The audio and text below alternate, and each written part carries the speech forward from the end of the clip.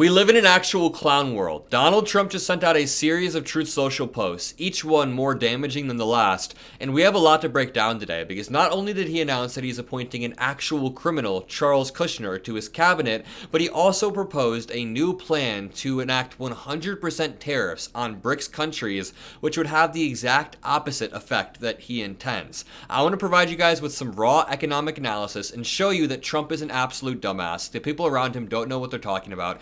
And I also want to break down the ramifications of Donald Trump appointing criminals to his new cabinet. We have a lot to talk about. Make sure you drop a like. Make sure you subscribe. And I guess we can start off with this bombshell post about Brics countries that Donald Trump posted just an hour ago. He threatened 100% tariffs unless these countries abandon any plans to create a new currency and abandon any plans to move away from the US dollar. But this tweet just reads like a tough guy proclamation because it doesn't have any of the substance or policy to back it up or make it efficient. I mean, it's actually one of the most reckless, counterproductive ideas imaginable because he's trying to defend the US dollar's dominance, but in the process, he's accelerating the very outcome he's trying to prevent. So let's break down what Brics is and what Trump is trying to say here. Let's start off with the basics.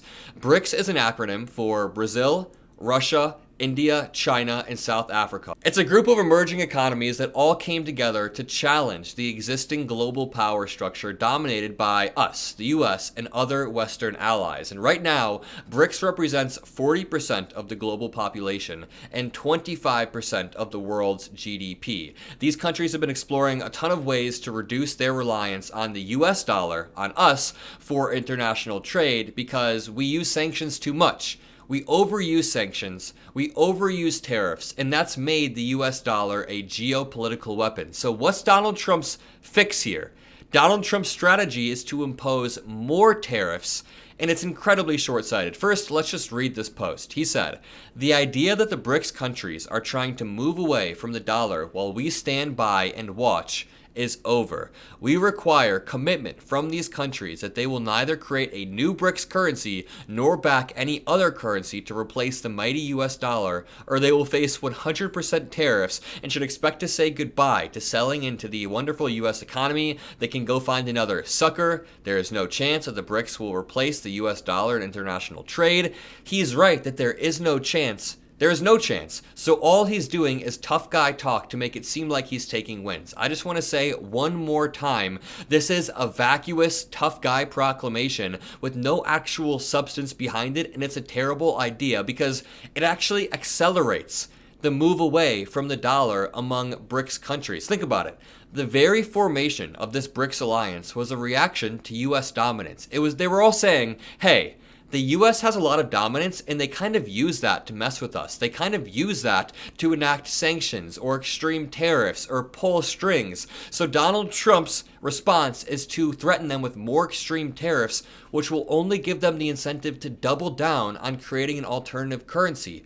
This is the exact reason why they want to create an alternative currency in the first place. And don't mistake this as me saying I'm on the side of Brics. I am not. I am on the side of the United States, but I think what Donald Trump is doing is harmful to this America First agenda that he says he's actually trying to enact. He's pushing the Brics countries towards a new currency. It also just alienates pre-existing trade partners that we have because tariffs are supposed to be a negotiating tool that you use. You use them sparingly. Ideally, you don't really use them at all, but you use them very sparingly. But Trump is using it like a hammer. What's the phrase? When everything is a nail, then when you're a hammer, everything's a nail. Whatever the hell the phrase is. When all you have is a hammer, everything looks like a nail. That's the phrase. And right now, the only tool Trump has in his arsenal are tariffs. So that's his hammer. And he's going around trying to act like every single country can have tariffs enacted when that's a great way to alienate our partners abroad. And Trump keeps doing this thing where he threatens a tariff, then he doesn't actually enact it, and he spins it as a win. It's so annoying, and we'll talk about that in 1 second. But to go back to Brics,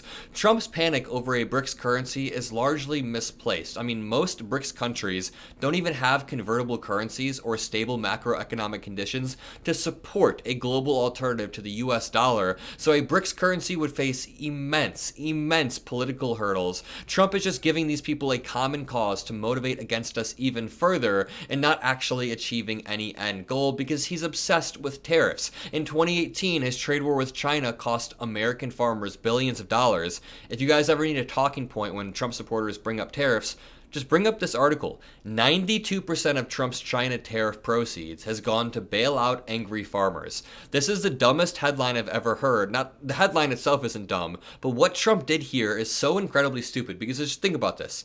Trump enacted tariffs on China in 2018.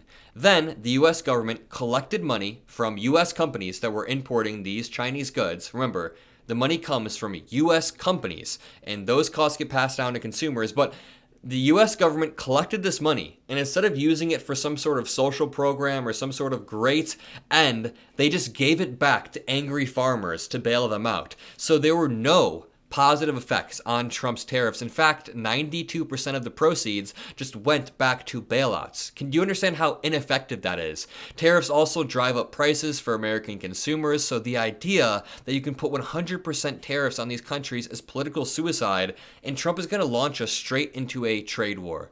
His obsession with tariffs is less about strategy and economics and more about optics. He uses tariffs to appear tough, even if they damage the US economy in the long run. And it also just weakens America on the global stage. It seems like we're an unreliable partner. It gives Brics more reason to come together and be a bigger alliance. It's kind of like when Russia invaded Ukraine and then NATO came together to push back. Yeah, when Trump is going around like a wrecking ball, all of the Brics countries will come together against him. But the worst part is, less than an hour after Donald Trump sent out this post, he sent out another post that reads, "I am pleased to nominate Charles Kushner," oh God, somebody save us, please, "of New Jersey to serve as the U.S. ambassador to France. He is a tremendous business leader, philanthropist, and deal maker who will be a strong advocate representing our country and its interests." I mean, you can call him a deal maker, all right, because Charles Kushner has a documented history of criminal behavior, meaning this isn't even just a bad pick. This is just an offensive pick at this point. So again, he's a real estate mogul, as Donald Trump says.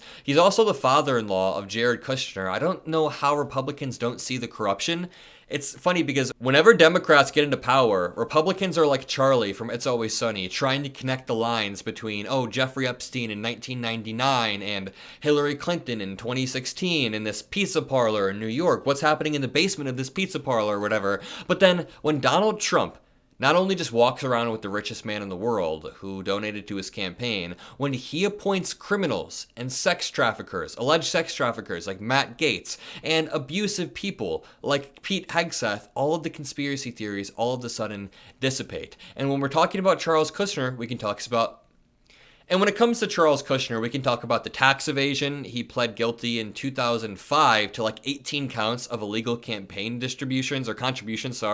He also pled guilty to witness tampering. He hired a prostitute to seduce his brother-in-law and then videotaped the encounter and then used that to blackmail her. He got a long sentence and then he got out and committed more crimes. But just think about how many people Donald Trump has had around him that are just straight criminals, either convicted or pardoned by Donald Trump. You can think about Michael Flynn, Roger Stone, Paul Manafort, all of these people, and Trump still associates with them because he puts loyalty over merit. He doesn't care how skilled you are, he only cares about how loyal you are, and this matters. This matters not only at home, because Donald Trump is appointing all these crazy people, but think about the diplomatic impact of having a convicted criminal, not only as the president, but as the ambassador to France, one of America's oldest allies. They value diplomacy. They value us. They find us as a credible partner, so sending a convicted criminal over there could undermine our moral standing and probably harm bilateral relations in a few different ways. I'll leave you guys with that. Make sure you drop a like. Make sure you subscribe, become a part of this beautiful community, and I'll see you in the next one. Peace out.